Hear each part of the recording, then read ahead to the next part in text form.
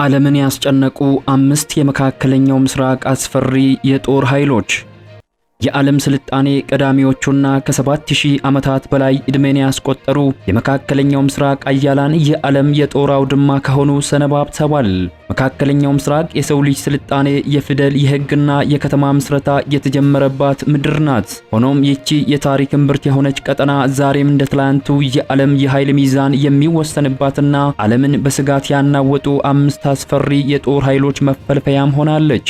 ዛሬ ዓለም በገደል አፋፍ ላይ ቆማለች። ከዚህ ቀደም ታይቶ በማይታወቅ የወታደራዊ ኃይል እሽቅድድምና የጂኦፖለቲካ ብደት ምክንያት የሶስተኛው የዓለም ጦርነት መባቻ በመካከለኛው ምስራቅ ቀጠና ላይ ቃታውን አዘጋጅቶ እየጠበቀ ያለ ይመስላል። መካከለኛው ምስራቅ በታሪኳ አይታው በማታውቀው እጅግ አስፈሪና ዘግናኝ የጦርነት ደመና ስር ወድቃለች። በዚህ ቀጠና የሚቀጣጠለው እሳት መላውን ፕላኔት ወደ አመድነት የመቀየር አቅም ያለው አውዳሚ እሳት ሊሆን እንደሚችልም ይነገራል። በዚች የዓለማችን እጅግ አደገኛ በሆነችው ምድር ላይ ምህረት የሌላቸውና ወደ ኋላ የማይመለሱ 5ቱ የመካከለኛው ምስራቅ አያላንም ተፈጥረዋል። እነዚህ 5 ኃይሎች በያዟቸው ገዳይ መሳሪያዎችና በገነቡት አስፈሪ ሰራዊት አማካኝነት የዓለምን የኃይል ሚዛን ሙሉ በሙሉ ቀይረውታል። ጣቶቻቸው በቃታ ላይ ያረፉ ትዕዛዝ ብቻ የሚጠባበቁ ሚሊዮን ወታደሮች ምድሪቱን እያንቀጠቀጡም ይገኛሉ። የነዚህ 5 አያላን ወታደራዊ ቁመና ተራ የመከላከያ ኃይል አይደለም። መላውን ዓለም በቁጥጥራቸው ስር ለማድረግ ሌሊትና ቀን የሚፋለሙ ለአጠቃላይ የሰው ልጅ ሕልውና ታላቅ ስጋት የሆኑ ወታደራዊ አውሬዎችም ሆነዋል። ለመሆኑ በመካከለኛው ምስራቅ ከቀጠናው አልፎ የዓለምን የኃይል ሚዛን እያንቀጠቀጡ ያሉ እነዚህ 5 አያላን ሀገራት እነማን ናቸው? በዘመናዊ የቴክኖሎጂ አቅሙና ሰማይን በሚቆጣጠረው ረቂቅ የአየር ኃይሉ የትኛውንም ጥላት በአይነ ቁራኛ የሚከታተለው ያ የማይደፈረው ጦር የማን ነው? በሺዎች የሚቆጠሩ የባሊስቲክ ሚሳኤሎችን ከመሬት በታች በሆኑ ስውር ዋሻዎች ክምችት አዘጋጅታ በድሮን ጥበብ ዓለምን እያስጨነቀች ያለችው ሀገርስ ማን ናት? በኔቶ ውስጥ ከአሜሪካ ቀጥሎ ግዙፉን የሰው ኃይል አሰልፋ በገዛ እጇ በምታመርታቸው የጦር መሳሪያዎች ቀጠናውን የምታንቀጠቅጠው ሀያልስ ማን ናት? በቢሊዮን የሚቆጠር ዶላር በማፍሰስ እጅግ ዘመናዊ ውድ የሆኑ የዓለማችንን መሳሪያዎች በመጋዘኗ ያከማቸችውስ የትኛው ሀገር ናት? እነዚህ 5 የመካከለኛው ምስራቅ አያላን ሀገራት የያዙት የጦር አቅም አስፈሪና ለዓለም ሰላም እውነተኛ ስጋት ወደ መሆን ደረጃም ተሸጋግሯል። ዛሬ በጥናቶችና በ2026 የወቅቱ ወታደራዊ መረጃዎች ላይ በመመስረት ዓለምን በገደል አፋፍ ላይ ያቆሟትን የመካከለኛው ምስራቅን በቁጥጥራቸው ስር ያደረጉት የእነዚህ 5 አስፈሪ ጦሮች ደረጃቸውን አንድ ባንድ እንፈትሻለን። ከመካከላቸው ቀዳሚዋ የመካከለኛው ምስራቅ አስፈሪ ጦር ያላት ሀገር ማን ናት? የእርሶን ግምት በኮሜንት መስጫ ላይ ያስቀምጡ። እንደ ሁልጊዜው ቪዲዮ ላይክ፣ ሐሳባችሁን ደግሞ በኮሜንት መስጫ ላይ በመጻፍ አብሮነታችሁን ግለጹልን። ለሚዲያችን ኢትዮ ፖስት አዲስ የሆናችሁ ደግሞ ሰብስክራይብ በማድረግ ተአማኒ መረጃዎችን ያግኙ። እስከ ትንታኔ ዘገባችን መጨረሻ ድረስ በጥልቀት ይከታተሉ። ምክንያቱም ቁጥር 1 ላይ የምታገኙት ሀገር ያላት አስፈሪ ቁመና መላውን ዓለም ያስደነገጠ ሆኗል። ወደ ዝርዝር ዘገባው ከመግባታችን በፊት አንድ የማይካድ ታሪካዊ እውነትን እንጋፈጥ። ዛሬ በሚሳኤልና በድሮን ጩኸት የምትታወቀው የመካከለኛው ምስራቅ ከዛሬ 7000 ዓመታት በፊት የሰው ልጅ ስልጣኔ የፊደል የሕግና የከተማ ምስረታ የበቀለባት የታሪክ ማዕከል ናት። ነገር ግን የታሪክ አስቂኝ ገጽታ ሆኖ ይቺ የስልጣኔ መገኛ ምድር ለ10 ዓመታት ሳይሆን ለ1000 ዓመታት የዓለም ታላላቅ ኃይላት የሚጨፋለቁበት የጦር አውድማ ሆና ሰንብታለች። ዛሬ ደግሞ ታሪክ ራሱን በከፋ መልኩ እየደገመም ይገኛል። ቀጠናው ከየትኛውም የዓለማችን ክፍል በበለጠ ሁኔታ እጅግ አደገኛና ዘግናኝ የጦር መሳሪያዎች ክምችት የሚገኝበት እሳታማ ምድርም ሆኗል። በአሁኑ ሰዓት በቀጠናው ላይ የሚታየው ትልቁ አስፈሪ ገጽታ የሀገራቱ የእርስ በርስ ለመጠፋፋት ያላቸው ቁርጠኝነትና መዛዛት ነው። በተለይም በእስራኤልና በኢራን መካከል ያለው ፍጥጫ የዓለምን መሪዎች እንቅልፍ ነስቷል። ይህ ውጥረት በተለመደው የጦር መሳሪያ ብቻ የሚቆምም አይደለም። ከቀላል ተኳሽ ጠመንጃ ጀምሮ ምድርን ሙሉ በሙሉ ሊያወድሙ እስከሚችሉ የኒኩሌር መሳሪያዎች ድረስ የደረሰ እጅግ አስፈሪ እሽቅድድም ነው እየታየ የሚገኘው። አንደኛው ወገን በይፋ ባያምንም የኒኩሌር ባለቤት መሆኑ፣ ሌላኛው ወገን ደግሞ የኒኩሌር ደረጃ ላይ ለመድረስ ሌሊትና ቀን መጋለቡ ቀጠናውን በማንኛውም ጊዜ ሊፈነዳ የሚችል የባሩድ በርሚል አድርጎታል። ታዲያ በዚህ የትንታኔ ዘገባችን የምናቀርብላችሁ የአምስቱ ሀገራት የጦር ኃይል ደረጃ ያዘጋጀነው በተራ ግምት አይደለም። ወቅታዊ ወታደራዊ መረጃዎችን የሚተነትነው ወርልድ ፋየር ፓወር የ2026 የቅርብ ጊዜ የመረጃ ምንጮችና ሌሎችም ዓለም አቀፍ መረጃዎችን መነሻ በማድረግ ወሳኝ የሆኑ የቴክኖሎጂ ንጽጽር፣ የሰው ኃይል ብዛት፣ የበጀትና በቅርቡ ይፋ የሆኑ አዳዲስ ወታደራዊ መረጃዎችንና ምስጢራዊ ስምምነቶችን አካተን ነው። አሁን በቀጥታ ወደ ዝርዝር ትንታኔው እንገባለን። እነሆ በ2026 የግሎባል ፋየር ፓወር GFP የለንደኑ ኢንተርናሽናል ኢንስቲትዩሽን ፎር ስትራቴጂክ ስታዲስ IISS ሚሊተሪ ባላንስ እና የኢስፓየር የስቶክሆልም ኢንተርናሽናል ፒስ ሪሰርች ኢንስቲትዩሽን የወቅቱ መረጃዎችን መነሻ በማድረግ የተቀመጡትን መመዘኛዎች ያካተተ እጅግ ጥልቅ መረጃን አዘጋጅተናል። ይህ ትንታኔ ከአምስተኛ ደረጃ በመነሳት እስከ ቀጠናው ቁንጮ ድረስ በዝርዝር ይወርዳል። አምስተኛ ሳውዲ አረቢያ። በአሸዋማው ምድረ በዳ ላይ የጥንታዊያን ነገስታትና የንግድ መስመሮች መነሻ የነበረችው ዛሬ ደግሞ በነዳጅ ሀብቷ የናጠጠችው ዓለምን በገንዘብ ኃይሏ የምትቆጣጠረው ሀገር ሳውዲ አረቢያ ናት። ከ5000 ዓመታት በፊት የአረቢያ ምድረ በዳ ተጓዦች በሰላም የሚሻገሩበት ምድር ነበረች። ዛሬ ግን የግሎባል ፋየር ፓወርና የለንደን IISS የ2026 ወታደራዊ ሚዛን ጥናቶች እንደሚያረጋግጡት ሳውዲ አረቢያ በሰው ኃይል ብዛት ላይ ሳይሆን ዓለምን በሚያስደምም የቴክኖሎጂ ቁሳቁስ ላይ የተመሰረተ አስፈሪ የብረት አጥር የሆነ የጦር ኃይልን ገንብታለች። ሳውዲ አረቢያ ወደ 250,000 የሚጠጋ ንቁ ሰራዊትና 130,000 የሚሆኑ የፓራሚሊተሪ ኃይል አላት። ይህ ቁጥር ከጎረቤቶቹ አንጻር አነስተኛ ሊመስል ይችላል። ነገር ግን እውነተኛው አስፈሪ ምስጢር ያለው በመከላከያ በጀቷ ላይ ነው። በስቶክሆልም ዓለም አቀፍ የሰላም ምርምር ኢንስቲትዩት ይፋዊ ሪፖርት መሰረት ሳውዲ አረቢያ ለመከላከያ ዘርፍ በዓመት ከ80 ቢሊዮን ዶላር በላይ ታወጣለች። ይህ ማለት ከአሜሪካ ከቻይናና ከሩሲያ ቀጥላ በዓለም አቀፍ ደረጃ በከፍተኛ ወታደራዊ ወጪ አምስተኛ ደረጃ ላይም ተቀምጣለች። ሳውዲ ወታደሮቿን የምታሰለጥነው በደሞዝ ብቻም አይደለም። ከራስ ጸጉራቸው እስከ እግር ጥፍራቸው በዓለማችን ውድ የሆኑ መሳሪያዎችን በማስታጠቅ ነው። በቴክኖሎጂ የበላይነት የሳውዲ አረቢያ የአየር ኃይል በመካከለኛው ምስራቅ እጅግ ዘመናዊ ከሚባሉት አንዱ ነው። ከ200 በላይ የሚሆኑ አሜሪካ ሰራሽ F-15SA የተባሉ እጅግ ገዳይ ተዋጊ ጄቶችና የአውሮፓውያን ኩራት የሆኑት ዩሮፋይተር ትሮፊ ጄቶች ስብስቦችን ጨምሮ 800 የሚጠጉ ዘመናዊ አውሮፕላኖችን ታጥቃለች። ይህ የአየር ኃይል የትኛውንም የቀጠናውን ሀገር ሰማይ በሰከንዶች ውስጥ የማውደም አቅም አለው። ነገር ግን ሳውዲ አረቢያ ይበልጥ አስፈሪ የሚያደርጋት የመከላከያ አቅሟ ነው። ከኢራንና ከየመን ሁቲዎች የሚሰነዘሩባትን የሚሳኤልና የድሮን ጥቃቶችን ለመከላከል የዓለማችን ምርጥ የተባሉትን የአሜሪካ ሰራሽ ፓትሪዮትና እጅግ ረጅም ርቀት ተወንጫፊዎችን የሚያከሽፈው ተሃድ የሚሳኤል መከላከያ ጋሻዎችንም ገንብታለች። የሳውዲ ሰማይ በቀላሉ የማይሰበር የብረት ድንኳንም ሆኗል። በሳይበር ጦርነት ረገድም የሀገሪቱ ብሔራዊ የሳይበር ደህንነት ባለስልጣን NCA የመንግስት መሰረተ ልማቶችን ከውጭ ጥቃቶች ለመጠበቅ በቢሊዮን ዶላር የሚቆጠር የዲጂታል አጥሮችንም ገንብቷል። ሳውዲ አረቢያ ሁል ጊዜ በአሜሪካ መሳሪያዎች ላይ ብቻ ጥገኛ መሆን እንደማያተርፋትም ተረድታለች። በመሆኑም በታላቁ ልዑል መሐመድ ቢን ሳሊማን መሪነት ሀገሪቱ በ2026 የራስዋን ወታደራዊ መሳሪያዎችን 50 በመቶ በሀገር ውስጥ ለማምረት ግዙፍ እንቅስቃሴ መጀመሯም ተሰምቷል። ይበልጥ የሚያስደነግጠው ግን የለንደኑ IISS የመከላከያ ተንታኞች እንዳረጋገጡት ሳውዲ አረቢያ ከቻይና ጋር በምስጢር በመተባበር የራስዋን ባሊስቲክ ሚሳኤሎችን ማምረትም ጀምራለች። ይህ ማለት ነገ ጦርነት ቢነሳ ሳውዲ አረቢያ መሳሪያ ፍለጋ ወደ አሜሪካ አትማጸንም። በራሷ ፋብሪካ ያመረተችውን አውዳሚ ሚሳኤሎችን ወደ ጠላት መተኮስ ትችላለች ማለት ነው።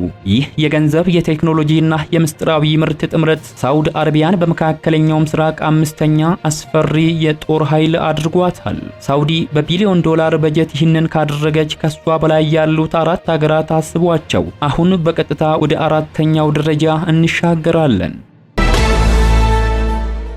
አራተኛ ግብጽ። በመካከለኛው ምስራቅ ምድር ከባህረ ሰላጤው የቢሊዮን ዶላር ወታደራዊ ጋሻ ወጥተን ወደ አራተኛው ስንሻገር ግብጽን እናገኛታለን። ወደ ጥንታዊቷ የፈርዖኖች ምድር ግብጽ እንገባለን። ግብጽ ከ5000 ዓመታት በላይ ያስቆጠረ የጦርነት ታሪክ ያላት ሀገር ስትሆን በታሪክ የመጀመሪያው በሰፊው የተመዘገበው የዓለም ታላቁ የሰረገላ ጦርነት የቃዴስ ጦርነት የተካሄደው በዚች ምድር ላይ ነበር። ዛሬ በ2026 የግሎባል ፋየር ፓወር ወታደራዊ ሚዛን ጥናቶች በይፋ እንደሚያረጋግጡት ግብጽ ያንን ጥንታዊ የፈርዖኖችን ወታደራዊ ክንድ ወደ ዘመናዊ ኃይል ቀይራዋለች። ከሳውዲ አረቢያ በተቃራኒ ግብጽ በመካከለኛው ምስራቅና በአረቡ ዓለም በትልቅነቱ የማይደፈር ግዙፍ የሰው ኃይል ባለቤት ናት። ሀገሪቱ ከ440,000 በላይ እጅግ የሰለጠኑ ንቁ ወታደሮች፣ ለአደጋ ጊዜ የተሰለፉ ከ480,000 በላይ ግዙፍ የተጠባባቂ ሰራዊትና 300,000 ፓራሚሊታሪ በድምሩ 1.2 ሚሊዮን የእግረኛ ሰራዊትን አሰልፋለች። ምንም እንኳ ዓመታዊ የመከላከያ በጀቷ $5 ቢሊዮን አካባቢ ቢሆንም ግብጽ ከአሜሪካ በዓመት የ1.3 ቢሊዮን ወታደራዊ ድጋፍን ታገኛለች። የቴክኖሎጂ ኃይልን በተመለከተ በ2026 የግሎባል ፋየር ፓወር መረጃ መሰረት ግብጽ ከ4200 በላይ ዘመናዊ የጦር ታንኮች አሏት። ይህ ማለት በዓለማችን ትልቅነቱ አራተኛውን የታንክ ክምችት የያዘች ሀገርም ናት። አየር ኃይሏ ከ1100 በላይ የጦር ጄቶችን የታጠቀችም ሲሆን ሜዲካ ሰራሽ የኤፍ-16 ጄቶችን፣ የፈረንሳይ ኩራት የሆኑትን የራፋኤል ተዋጊ ጄቶችና የሩሲያ ሚግ-29ን አጣምራ የያዘች አስፈሪ የጦር ኃይል ያላት ሀገር ናት። ነገር ግን ግብጽ ከሌሎቹ ልዩ የሚያደርጋት የባህር ኃይሏ ነው። ግብጽ በመካከለኛው ምስራቅ 2 ግዙፍ ማስተር ክላስ ሄሊኮፕተር ተሸካሚ መርከቦች ያሏት ብቸኛ ሀገር ናት። እነዚህ መርከቦች ግብጽን ከቀይ ባህር እስከ ሜዲትራኒያን ባህር ድረስ ፍጹም የበላይነትን ሰጥቷታል። በሳይበር ጦርነት ረገድም የግብጽ ወታደራዊ መረጃ መመሪያ ሚሊታሪ ኢንተለጀንሲ የሲዩዝ ቦይን የንግድ መስመር ከዲጂታል ጥቃት ለመጠበቅ ልዩ የሳይበር እዝን ገንብቷል። በ2026 የተሰማው አዲሱ ዓለምን ያስበረገገው መረጃ ደግሞ ስቶክሆልም ዓለም አቀፍ የሰላም ምርምር ኢንስቲትዩት እንዳረጋገጠው ግብጽ በሲዩዝ ቦይና በቀይ ባህር መግቢያ ላይ ቤርነስ የተባለውን እጅግ ግዙፍ ወታደራዊ እዝ ሙሉ በሙሉ አጠናቃለች። ይህ ካምፕ የትኛውንም የባህር ላይ እንቅስቃሴን በሰከንድ የመዝጋት አቅም አለው። በተጨማሪም ግብጽ ከአሜሪካ ብቻ መሳሪያ መግዛትን በማቆም ከሩሲያ ከቻይና ጋር ያላትን ምስጢራዊ ወታደራዊ ስምምነቶችን በ2026 በከፍተኛ ሁኔታ አሳድጋለች። ይህ ማለት ግብጽ በምስራቁ በምዕራቡም ዓለም እጆቿን የዘረጋች ማንም በቀላሉ ሊነካት የማይደፍር የቀጠናው ግዙፍ የጦር አውሬ ሆናለች። ይህ የሰራዊት ብዛት፣ የታንክ ጋጋታና የባህር ኃይል ጥምረት ግብጽን በመካከለኛው ምስራቅ አራተኛው አስፈሪ የጦር ኃይል አድርጓታል። ሶስተኛ ኢራን። ከፈርዖኖቹ የብረት ክንድ ወጥተን አሁን ወደ ሶስተኛ ደረጃ ስንገባ ታላላቅ ግዛቶችን ወደ ገዛው የጥንቱ የፋርስ ኤምፓየር ወደ አሁኗ ምስጢራዊ እሳታማና የዓለምን ኃያላን ማንበርከክ የቻለችው ኢራንን እናገኛታለን። ኢራን የመካከለኛው ምስራቅን ብቻ ሳይሆን መላውን ዓለም በስጋት ያናወጠች የምዕራባውያንን የዓመታት ማዕቀብና ከባድ ጫናን ወደ መከላከያ ረቂቅ ጥበብ የቀየረች ሀገር ናት። በቅርብ ጊዜያት በዓለም ኃያላን በአሜሪካና እስራኤል የተደረጉ አስከፊ የአየር ወረራዎችን ተቋቁማ ክንደ ብርቱ መሆኗን ለዓለም ያስመሰከረችም ናት ኢራን። ከ6000 ዓመታት በፊት ታላቁ ቂሮስ ዓለምን ከዚች ምድር ገዝቷታል። ዛሬ በ2026 የግሎባል ፋየር ፓወርና የለንደኑ ISS ወታደራዊ ተንታኞች እንደሚመሰክሩት ኢራን ምድርን በሰከንድ አመድ ማድረግ የሚችሉ የሞት መሳሪያዎችን በዋሻዎቿ ውስጥ አከማችታለች። በ2026 የወቅቱ ይፋዊ መረጃዎች እንደሚያመላክቱት ኢራን በቀጠናው በትልቅነቱ ፍጹም ቀዳሚ የሆነውን ከ610,000 በላይ ንቁ ወታደሮች፣ ከ400,000 በላይ ተጠባባቂ ኃይል፣ ከ250,000 በላይ የባሳጂ የፓራሚሊታሪ ኃይልና ከ200,000 በላይ የአብዮታዊ ጋርድ ወታደሮችን በማሰለፍ በጠቅላላው ከ1.5 ሚሊዮን በላይ የእግረኛ ጦር በማሰለፍ የቀጠናውን የበላይነትም ተቆጣጥራለች። ይህ ሰራዊት ተራ ወታደርም አይደለም። ግማሹ የሀገሪቱ መደበኛ ጦር ሲሆን ሌላኛው ግማሹ ደግሞ ለሃይማኖታቸውና ለሀገራቸው ሕይወታቸውን ለመስጠት ወደ ኋላ የማይሉት እጅግ ጨካኝና አደገኛ የተባሉትን እስላማዊ አብዮታዊ ጥበቃ ሰራዊት IRGCን ያቀፈ ነው። ኢራን ከ88 ሚሊዮን በላይ ሕዝብ ያላት ሲሆን ለወታደራዊ አገልግሎት ብቁ የሆኑ ወደ 49 ሚሊዮን የሚጠጉ ሰዎች እንዳሏትም ይነገራል። ኢራን ዓመታዊ የመከላከያ በጀቷ $10 ቢሊዮን አካባቢ ቢሆንም ይህ ቁጥር ግን ትልቅ ማታለያ እንደሆነ ይነገራል። ምክንያቱም ኢራን በቢሊዮን የሚቆጠር ዶላር የምታወጣው የውጭ መሳሪያዎችን ለመግዛትም አይደለም፣ ሙሉ በሙሉ የራሷን የውስጥ አጥፊ መሳሪያዎችን ሌሊትና ቀን በፋብሪካዎቿ ለመፈልፈል ነው። ከዚህ በላይ በሊባኖስ፣ በየመን፣ በሶሪያና በኢራቅ ያሉትን በሺዎች የሚቆጠሩ የውክልና ተዋጊዎቿን በገንዘብና በጦር መሳሪያ የምታንቀሳቅስበት ስውር ወታደራዊ በጀት እንዳላትም ይነገራል። የቴክኖሎጂ አቅምን በተመለከተ የኢራን የቴክኖሎጂ አቅም እጅግ የተጋነነና ለዓለም አስፈሪ ስጋት በሆነ ደረጃ ላይም ደርሷል። የወታደራዊ ጥናቶች እንደሚያረጋግጡት ኢራን በመካከለኛው ምስራቅ ትልቁንና እጅግ አውዳሚ የሚሳኤል ክምችት ያላት ሀገር ናት። የሚሳኤል ከተሞች ተብለው በሚጠሩትና ከመሬት በታች በሺዎች በሚቆጠሩ ሜትሮች በታች በተገነቡ ምስጢራዊ ዋሻዎች ውስጥ የአውሮፓና የአሜሪካን ካምፖች ማውደም የሚችሉ በሺዎች የሚቆጠሩ የባሊስቲክ ሚሳኤሎችንም ደብቃለች። እንዲያውም የራዳር መከላከያዎችን ሰብሮ መግባት የሚችለውን የሃይፐርሶኒክ ሚሳኤል ቴክኖሎጂን ጭምር ታጥቃለች። ይህ ብቻም አይደለም። ኢራን የዓለማችን የድሮን ንግስት ናት ብለን ብንጠራት ማጋነን አይሆንም። በቅርቡ በ2026 አሜሪካና እስራኤል ኢራንን በወረሩበት ወቅት በኢራን አጸፋዊ ምላሽ የመካከለኛው ምስራቅን ቀጠና ሙሉ በሙሉ ወደ እሳት ባህርነት የቀየሩ የኢራን ሰራሽ ድሮኖች ኢራንን የቀጠናው የአየር ኃይል አውራ አድርጓታል።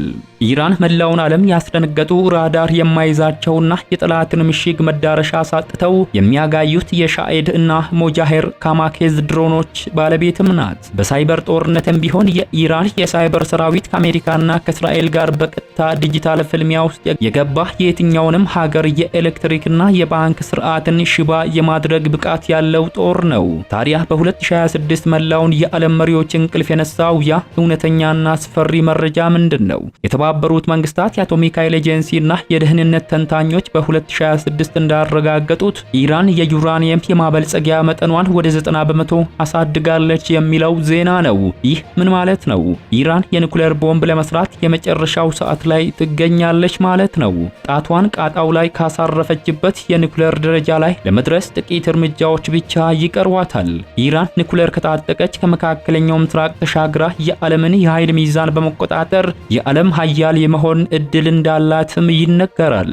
ከዚህ በላይም በ2026 ከሩሲያ ጋር ያደረገችው አዲስ ወታደራዊ ስምምነት የሱ-35 የጦር ጄቶችና የኤስ-400 የአየር መከላከያ ዘዴዎችን እንድታገኝ በር ከፍቶላታል። ይህ የሰራዊት ብዛት፣ የሚሳኤል ጋጋታ፣ የድሮኑ ሽንፍርና የኒኩሌር አፋፍ ላይ የመገኘት ጥምረት ኢራንን በመካከለኛው ምስራቅ ሶስተኛው እጅግ አስፈሪና ዘግናኝ የጦር ኃይል አድርጓታል።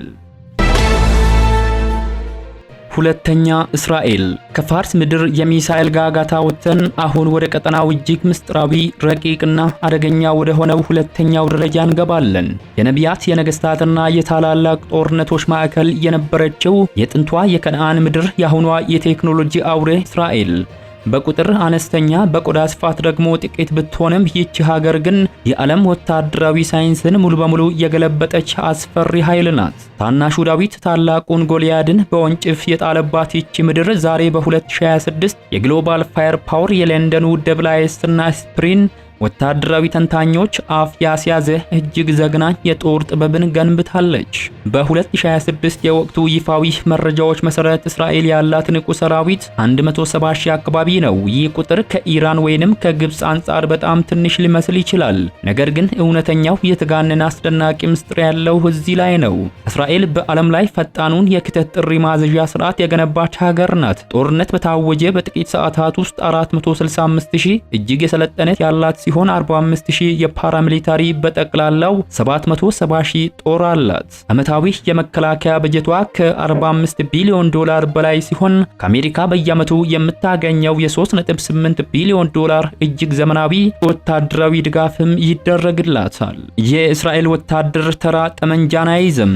ከሳተላይትና ከስለላ አውታሮች ጋር በቀጥታ የተገናኘ የዲጂታል ጦርነትን ነው የሚከተሉት። የቴክኖሎጂ አቅምን በተመለከተ የእስራኤል የቴክኖሎጂ አቅም ፍጹም የተጋነነና የሰው ልጅ አእምሮ ሊያስበው ከሚችለው በላይ የረቀቁ ናቸው።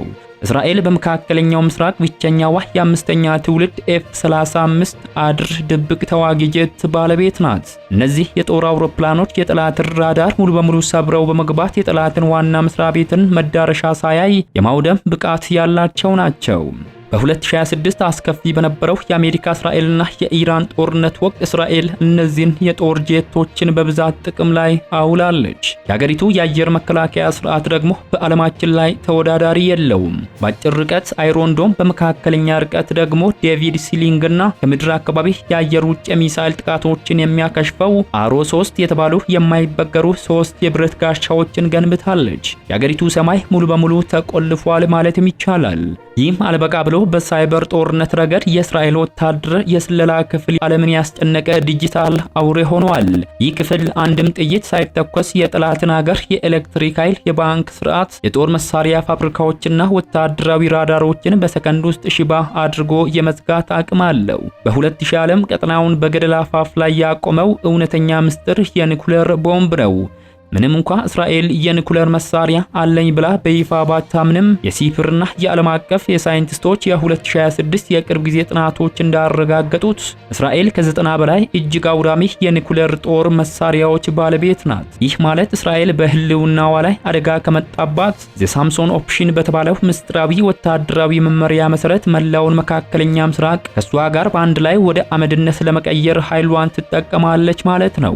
ይህ የማይታይ የሰው ኃይል፣ የድብቅ ጄቶች የበላይነት፣ የማይበገረው የብረት ድንኳንና የኒኩሌር መታጠቂያ ጥምረት እስራኤልን በመካከለኛው ምስራቅ ሁለተኛ እጅግ አስፈሪ ገዳይ የጦር ኃይል ባለቤት አድርጓታል። አንደኛ ቱርክ። እናም አሁን ደርሰናል ወደ ሀያላኑ ቁንጮ፣ ወደ መካከለኛው ምስራቅ ፍጹም መሪና ወደ መጀመሪያው ደረጃ። ታሪካዊውን የኦቶማን ኢምፓየር ወታደራዊ ክንድ ከዘመናዊው የኔቶ ኃይል ጋር አጣምራ የያዘችው የሀያላኑ ሀያል ቱርክ ናት። ቱርክ ከ6000 ዓመታት በላይ ያስቆጠረ የማንነት ታሪክ ያላት፣ በ1453 የዓለምን የታሪክ አቅጣጫ ሙሉ በሙሉ የቀየረች ምድር ናት። ዛሬ በ2026 የግሎባል ፋየር ፓወር እና የሲፕር ወታደራዊ ተንታኞች በአንድ ድምጽ ፍጹም ስምምነት ላይ የደረሱበት እውነት አለ። ቱርክ በመካከለኛው ምስራቅ አቻ የሌላት ፍጹም የጦር መሪ ሆናለች። ቱርክ በቀጠናው ብቻ ሳይሆን በዓለም አቀፍ ደረጃ የማይደፈር የሰራዊት ክምችትን መገንባትም የቻለች ሀገር ናት። በሰሜን አትላንቲክ ጦር ቃል ኪዳን ድርጅት ኔቶ ውስጥ ከአሜሪካ ቀጥሎ ትልቁን ወታደራዊ ኃይል ያሰለፈች ሀገር ቱርክ ከ355000 በላይ እጅግ የሰለጠኑ ንቁ ወታደሮች ያላት ሲሆን ከ380000 በላይ ተጠባባቂ ኃይል ከበስተጀርባዋ ያሰለፈች፣ 150000 ፓራሚሊታሪ ኃይልና 50000 የአየር ኃይል ተዋጊዎችን በመያዝ በጠቅላላው ከ950000 በላይ የእግረኛ ጦርንም ገንብታለች። ዓመታዊ የመከላከያ በጀቷ ወደ 51 ቢሊዮን ዶላር አካባቢ የደረሰ ሲሆን ይህ በጀት ግን ከሳውዲ አረቢያው 80 ቢሊዮን ዶላር በላይ ዋጋ አለው። ለምን መሰላችሁ? ሳውዲ መሳሪያን የምትገዛው በውጭ ዶላር ሲሆን ቱርክ ግን የምታወጣው እያንዳንዱ ሳንቲም በራሷ ሀገር ውስጥ የሞት መሳሪያዎችን ለሚያመርቱ ወታደራዊ ፋብሪካዎቿ የሚፈስ የብረት ዋስትና ነው። የቴክኖሎጂ አቅምን በተመለከተ የቱርክ የቴክኖሎጂ አቅም የዓለምን ወታደራዊ ሳይንቲስቶች አፍ ያስያዘ ክስተትም ሆኗል። ቱርክ የዓለማችን የድሮን ንግስትም ተብላለች። በገዛ እጇ የፈጠረቻቸውና በሊቢያ በሶሪያና በዩክሬን ጦርነቶች ላይ ታንኮችና ዘመናዊ የአየር መከላከያዎችን እንደ ቅጠል ያረገፉ የባይራካት ቲቢ2 እና እጅግ ረጅም ርቀት የሚበሩ የአኪንቺ ድሮኖች የዓለም የጦርነት ታሪክንም ቀይረዋል። ቱርክ በ2026 የዓለምን ሀያላን ያስደነገጠችበት ሌላ የቴክኖሎጂ ቁንጮ በራሷ መሐንዲሶች ሙሉ በሙሉ ያመረተችው ካን የተባለው የአምስተኛ ትውልድ ድብቅ ተዋጊ ጄት በተሳካ ሁኔታ ሰማይ ማብረር ችላለች። ቱርክ ከአሜሪካ መሳሪያ ለመለመን ፊቷን የምታዞር ሀገር አይደለችም። የምትፈልገውን የጦር መሳሪያ 80% ያህሉን በራሷ ፋብሪካዎች የምታመርት ራሷን የቻለች ወታደራዊ ኢምፓየር ናት። በሳይበር ጦርነትም ቢሆን የቱርክ የሳይበር እዝ የቀጠናውን መረጃዎች በአይነ ቁራኛ የሚከታተል ድብቅ ምስጢራዊ ኃይል ነው። የለንደኑ ደብላይኤስ የመከላከያ ተንታኞች እንዳረጋገጡት ቱርክ ከመካከለኛው ምስራቅ አልፋ በአፍሪካ በአውሮፓ ላይ ጭምር የኃይል ሚዛንን ሙሉ በሙሉ እየመራችም ትገኛለች። በሶማሊያ፣ በሊቢያ፣ በኳታር፣ በሶሪያና በኢራቅ የገነባቻቸው እጅግ ግዙፍ ወታደራዊ ካምፖች ቀጠናውን በአይነ ቁራኛ እንድትቆጣጠር አስችሏታል። ቲሲጂ አናዶሉ የተባለው የድሮን ተሸካሚ ግዙፍ መርከቧ በባህር ላይ ስምርት ሲያደርግ ቱርክን ማንም በቀላሉ ሊገፋት የማይችል የቀጠናው ቁንጮ ቁንጮ አድርጓታል። ይህ በሚሊዮን የሚቆጠር የኔቶ ሰራዊት የድሮንና የጄት የበላይነት የራሷን መሳሪያ በሀገር ውስጥ የመፈልፈል ጥምረት ቱርክን በ2026 በመካከለኛው ምስራቅ ፍጹም ቀዳማዊና ቁጥር 1 አስፈሪ የጦር ኃይል አድርጓታል። እነሆ ዓለምን በገደል አፋፍ ላይ ያቆማት የመካከለኛው ምስራቅን በቁጥጥር ስራቸው ያደረጉት አምስቱ አስፈሪና ግዙፍ የጦር ኃይሎች እነዚህ ናቸው። ከቢሊዮን ዶላር በጀት እስከ ኒኩለርና ረቂቅ የድሮን ንግስቶች። ለመሆኑ በእርሶ እይታ ከነዚህ 5 ሀገራት መካከል ነገ ጦርነት ብነሳ የዓለምን ዕጣ ፈንታ የሚወስነው የማን ጦር ይመስሎታል? ቱርክ ቁጥር 1 መሆኗ ይገባታል ወይስ ሌላ የምትጠቀስ ሀገር አለች? ከታች በኮሜንት መስጫ ላይ ሐሳቦትን ያጋሩ። ይህ በጥልቀት የተጠናቀረው መረጃ ከተመቻችሁ ላይክ ማድረጋችሁን አዘንጉ። ለሌሎች እንዲደርስ ሼር ማድረግና ቻናላችንን ሰብስክራይብ ያላደረጋችሁ ሰብስክራይብ በማድረግ ቤተሰብ ይሁኑ። በቀጣይ በሌላ ትንታኔ እስከምንገናኝ ድረስ በያላችሁበት በሰላም ቆዩ።